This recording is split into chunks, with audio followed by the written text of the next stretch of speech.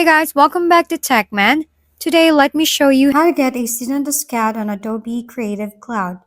I was looking into Adobe Creative Cloud the other day because, let's be honest, those full price plans can feel a little painful. Then I remembered Adobe actually has a student and teacher discount, and the difference is pretty huge. So here's what I did. I opened my browser and searched for Adobe Creative Cloud student discount, then selected the page specifically for students and teachers. Once it loads, you'll see the discounted plan right away, usually dropping the price from the standard subscription down to a much lower monthly rate for the first year.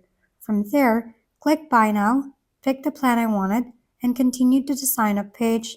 At this point, you'll enter your email to create or log into an Adobe account, then choose a payment method like card, PayPal, or Apple Pay. The important part is verifying that you're eligible as a student or teacher, which Adobe may check during the process.